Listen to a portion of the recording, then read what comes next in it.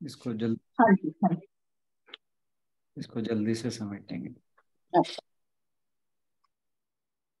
अध्याय 5, श्लोक नंबर 14। न कर्तृत्वं न कर्माणि लोकस्य सृजति प्रभुः न कर्मफल संयोगम स्वभावस्तु प्रवर्तते। इसमें भगवान जी बता रहे हैं, जैसे पिछले श्लोक के कंटिन्यूएशन में ही है ये, कि इसमें दो तीन चीजें हैं। जैसे जो प्रभु है, जो इस श्लोक में प्रभु कहा गया है, वो इंसान को, मतलब जो ये 9 द्वार वाले नगर का स्वामी है, मतलब हमारी बॉडी, उसे कहा गया है प्रभु। और स्वभावस्तु प्रवर्तते में जो है, इसमें रेफर किया है, मतलब जो हमारे 3 मोड्स हैं मटेरियल नेचर के, जो स्वभाव हैं, प्रकृति के गुण हैं, उनको इसमें वो रेफर किया गया है। तो इसमें बता रहे हैं कि ये जो हमारा शरीर है, या ये शरीर रूपी नगर का स्वामी जीवात्मा जो है हमारी, वो ना तो कोई कर्म करते हैं, ना कर्म का सृजन करती है, मतलब उत्पन्न करते हैं कर्म को, ना कर्म करने के लिए किसी को प्रेरित करते हैं इसमें। और ना ही कोई, जब ना कर्म करेंगे ना प्रेरित करेंगे, तो कर्मफल की कुछ कर्मफल भी नहीं पैदा होंगे, तो कर्मफल भी पैदा नहीं होते। तो ये तो जो सब कुछ है, ये जो प्रकृति के 3 गुण हैं, उनके द्वारा ही किया जाता है। ये जो वैसे शरीर जो बना हमारा, वो 2 चीजों से मिलके बना। एक तो परा प्रकृति, एक अपरा प्रकृति जो भगवान की है। अपरा प्रकृति मीन्स जो मटेरियल चीजें हैं वो, और परा प्रकृति परा मीन्स जो हमारी जीवात्मा या स्पिरिट कह सकते हैं उसको, वो। तो ये जो शरीर है, जो जिसने नाश हो जाना है, जो 5 तत्वों से बना है, जिसमें हमारी जीवात्मा रहती है। मतलब ये जो, सॉरी 1 मिनट, मेरे को एक कोई नहीं। कोई गल हुई है, आती हूँ। गुलशन बहन जी, आप कंटिन्यू कर सकते हैं।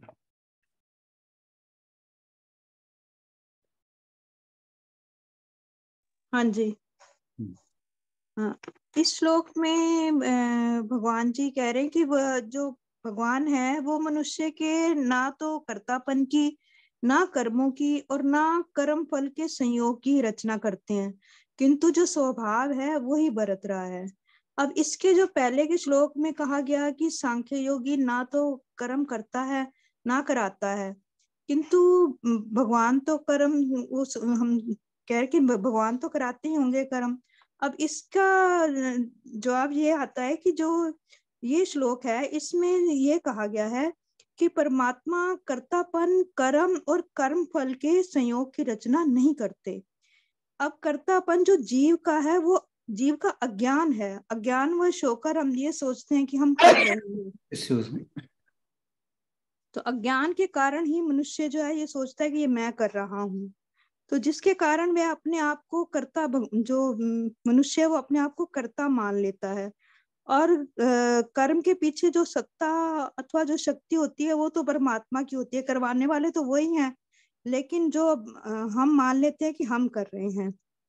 और जो लेकिन अगर हम भगवान हमारे शुभ अशुभ कर्मों का विधान वो नहीं करते, वो तो मनुष्य के ऊपर ही निर्भर है कि वो कि कैसा वो कर्म कर रहा है, क्योंकि भगवान ने मनुष्य को बुद्धि दी हुई है जिससे वो मतलब अपना विवेक जागृत करके ये सोच सकता है कि ये काम अच्छा है, ये काम बुरा है, मुझे ये करना चाहिए, मुझे ये नहीं करना चाहिए। ये वो बुद्धि से सोच के वो कर्म जो है वो कर सकता है। लेकिन परमात्मा उसको ये नहीं कहते कि ये अच्छा काम है तू इसको कर, ये बुरा काम है तू इसको कर। तो ऐसे ही जो कर्मों के फल का विधान है वो भगवान करते हैं, लेकिन उसके साथ जो जीव है वो अपना जब संबंध जोड़ लेता है, हर चीज के साथ जब जीव अपना संबंध जोड़ लेता है तो वो अज्ञानवश जो है वो कर्मों का कर्ता बन जाता है और कर्म फल में आसक्त हो जाता है और कर्म फल के साथ अपना संबंध जो है वो जोड़ लेता है और इसी से वो सुखी दुखी होता रहता है। और अब इस सुखी दुखी क्यों, जो इसमें एक बात और कही गई है कि स्वभाव ही बरत रहा है। मतलब भगवान कुछ नहीं कर रहे लेकिन हमारा जो स्वभाव है वो ही बरत रहा है। अब कैसे, जैसा जिसका स्वभाव होता है वो उसी के अनुसार कर्म करता है, उसी के अनुसार उसकी परिस्थितियां बनती बिगड़ती रहती हैं। अब ये जो स्वभाव कैसे बनता है ये हमने पीछे भी पढ़ चुके हैं कि हमारे अंदर जो सतोगुण, रजोगुण और तमोगुण है, इन्हीं गुणों के आधार पर जो है वो हमारा स्वभाव जो है वो बनता रहता है। और इनका स्वभाव पर जैसा हमारा प्रभाव होगा, अगर सतोगुण जब प्रभावित है तो हम अच्छे कर्म करेंगे, अगर तमोगुण प्रभावित है तो हमसे बुरे कर्म होंगे। तो इस तरह से मनुष्य जो है वो मनुष्य को अच्छी तरह से विवेक बुद्धि से सोचना चाहिए कि मुझे क्या कर्म करना है, क्या कर्म नहीं करना है। और इसी तरह से वो अगर अच्छे कर्म करता है तो अपनी परिस्थिति को अपने अनुकूल भी बना सकता है। और हम तो यही कहेंगे कि मनुष्य को हमेशा मन से सोचकर, विवेक बुद्धि से सोचकर और निष्काम भाव से जो कर्म जो है वो उसको करने चाहिए और कर्तापन का अभिमान जो है वो हटाकर उसे अपने मोक्ष के रास्ते पर आगे बढ़ना चाहिए। जी, थैंक यू। कोई और इन श्लोकों में कुछ ऐड करना चाहे?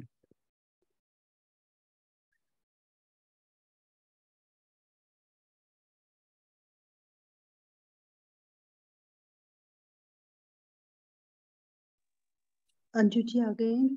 हाँ, मैं इसमें एक बात ये कहूंगी कि इसमें हम ये एग्जाम्पल दे सकते हैं कि जो सागर की लहरें होती हैं उनका, कि जैसे सागर की लहरों में सागर की लहरें ऊपर नीचे जाती हैं और उसमें फंसा हुआ इंसान जो है वो मतलब उससे निकलना बहुत मुश्किल हो जाता है। तब तक मुश्किल हो जाएगा जब तक वो निकल सकता है, तब तक मुश्किल हो जाता है अगर वो किसी को अपनी मदद के लिए ना बुला ले, मदद के लिए जोर से बुलाए कि भैया मैं समुद्र में फंस गया हूँ मुझे निकालो। तो ये जो तीन गुण हैं हमारे, ये जो प्रकृति के तीन गुण हैं, उनमें रजोगुण, तमोगुण और सतोगुण, उसमें इंसान ऐसा फंस जाता है कि उसी में इधर से उधर, उधर से इधर, उधर से उधर उछाले खाता रहता है, भटकता रहता है। और तब तक भटकता रहता है जब तक कि वो ऐसे कहना चाहिए भगवान को ना बुला ले, हे भगवान मुझे इसमें से निकालो, मैं कहाँ फंस गया। तो जब इंसान ऐसे इस तीन प्रकृति के गुणों से निकलने के लिए भगवान को बुला करके, जब तक हम भगवान में अपने आप को लगा नहीं देंगे तब तक हम इस चक्कर से बाहर नहीं निकल सकते। ये जो प्रकृति के तीन, चाहे भगवान ने ही ये माया बनाई है, उन्होंने ही हमको, ऐसा कहना चाहिए, टेस्ट लेने के लिए हमको इसमें डाला है, तो हमें टेस्ट पास करने के लिए भगवान को बुलाना ही पड़ेगा, परमात्मा मुझे निकालो यहाँ से। और जब तक नहीं होगा तब तक हम ऐसे ही पड़े रहेंगे, इधर जाते रहेंगे अपने नए नए जन्मों में और भुगतते रहेंगे आने जाने का चक्कर। बिल्कुल। कोई और कुछ ऐड करना चाहे?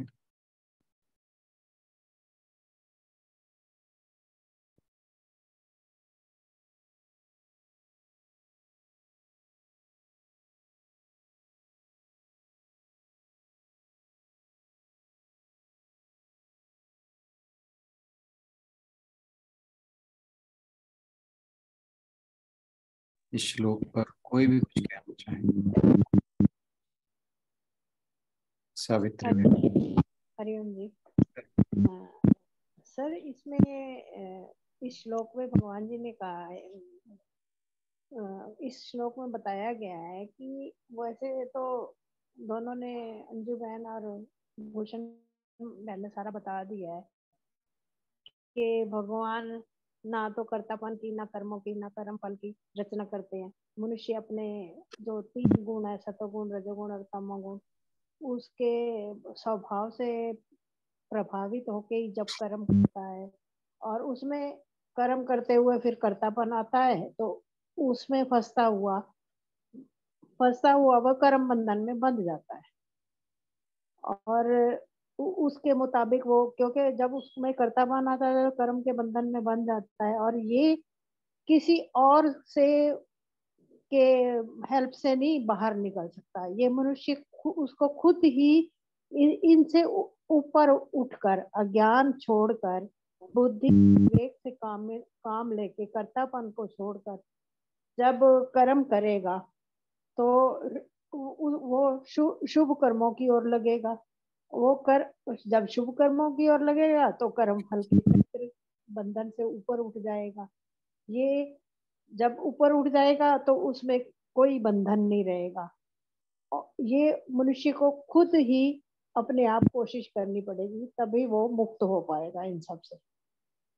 अपनी बुद्धि का सहारा लेकर, विवेक से कार्य करके, तो उसको जो भी कर्म करेगा उसके शुभ अशुभ फल में बंधेगा नहीं, तो इससे ये मुक्त होके अपने मोक्ष की ओर जा सकता है। बिल्कुल, ये चीज थर्ड चैप्टर में बड़ा अच्छे से क्लियर कर दी गई थी कि जो मूढ़ मनुष्य है, अज्ञानी है, वो अपने आप को कर्ता मानकर वो कर्म बंधन में फंस जाता है। अदरवाइज तो जो गुणों का आपस में व्यवहार ही सब कर्मों को कराने वाला होता है। इसमें ये समझने वाली बात है कि ईश्वर कर्ता नहीं है, इसलिए यहाँ पर कहा गया कि वो ना तो कर्तापन का, ना ही कर्म फल का, उनमें कोई बोध नहीं है, मतलब डूअरशिप नहीं है। भगवान ने इस चीज की रचना नहीं की, ये केवल प्रकृति के गुणों के कारण है, या यूं कहिए कि जो हमारे संस्कार हैं उनके कारण ही ये सब कुछ हो रहा है। और जो अज्ञानी है वो इसमें यह सोच करके मैं कर रहा हूं, वो फंस जाता है। ईश्वर तो करता इसलिए नहीं है कि जो प्रकृति है वो उनके शक्ति का परिणाम जरूर है, लेकिन वो इससे अलग है। ये समझने वाली बात है कि वो प्रकृति या माया की शक्ति को, उनकी शक्ति ने ही इस सारे संसार की रचना की है, माया की, लेकिन वो इसके करता नहीं है। जो कुछ भी हो रहा है वो प्रकृति के गुणों के कारण हो रहा है, ना कि ईश्वर के करने के। ईश्वर ने जो ईश्वर की प्रेजेंस से माया जो है वो अपना काम करती है, उनकी केवल प्रेजेंस है। यानी वो, जैसे हम साक्षी भाव की बात करते हैं, वो केवल उनके साक्षी भाव में ही सब कुछ हो रहा है। प्रकृति उनकी प्रेजेंस में काम कर रही है, ना कि वो काम कर रहे हैं। और यही समझने की बात है। लेकिन जो अज्ञानी है, मूढ़ है, वो ये समझता है कि अज्ञान के वश में होकर जो शरीर है, देहात्म भाव है, वो सोचता है कि मैं कर रहा हूं, और इसी कारण वो बंधन में रहता है। कोई और कुछ कहना चाहे तो प्लीज बैठ। सर भी कहेंगे ना, जैसे सतोगुण, रजोगुण और तमोगुण तो प्रकृति के हिसाब से मतलब मनुष्य के गुणों का स्वभाव होता है और इसका प्रभाव भी होता है हर एक मनुष्य पे, लेकिन संस्कारों का भी है ना। वो संस्कार भी तो उन्हीं गुणों के कारण ही उनका निर्माण। हाँ, कुछ पिछले संस्कार भी तो मतलब पिछले संस्कारों का प्रभाव होता है, तभी वो ये जो स्वभाव की बात आई है, स्वभाव का मतलब यही है कि हमारे पूर्वजन्मों के संस्कार हैं, वो हमारे स्वभाव का निर्माण करते। ये हो कहाँ से रहा है? जो पूर्व जन्मों में भी हुआ है वो भी प्रकृति के गुणों के कारण ही होता है। हम वहां अपनी देहात्म भाव को जोड़ लेते हैं, वो हमारे संस्कार बन जाते हैं।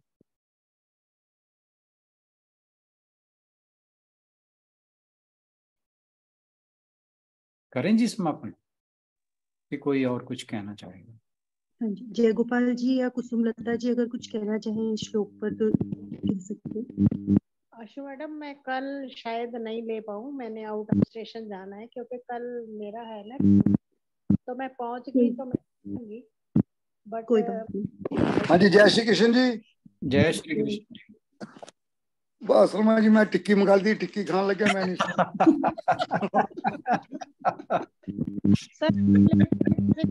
क्योंकि आपने प्रकृति कह दिया, प्रकृति का आनंद लो, प्रकृति का कोई रजाई में बैठे, कोई कहीं बैठे। आपने, मैं तो उस टाइम क्या लगा था आपके आगे चले, मैं जद मर्जी तक चलते रहो जी, हम तो बैठे हैं अपना रजाई में, बस तो कोई हर्ज नहीं, 8 बजो 9 बजो आनंद पूरा आ रहा था। टिक्की खाते हुए नहीं सुना जी मैं, फिर यही क्या लगी मैंने, क्या आपने पूछ रहे, मैं पूछ रहे, मन तो पता नहीं अपना, तो प्रकृति का वो हो रहा प्रकृति में। चलो चलिए, कुसुमलता जी कुछ कहना चाहेंगे क्या? अन्यथा समापन की ओर। रजोगुण की प्रधानता हो रही है।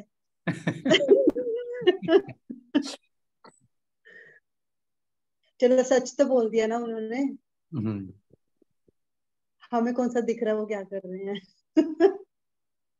चलिए। ओम पूर्णमदः पूर्णमिदं पूर्णात् पूर्णमुदच्यते पूर्णस्य पूर्णमादाय पूर्णमेवावशिष्यते।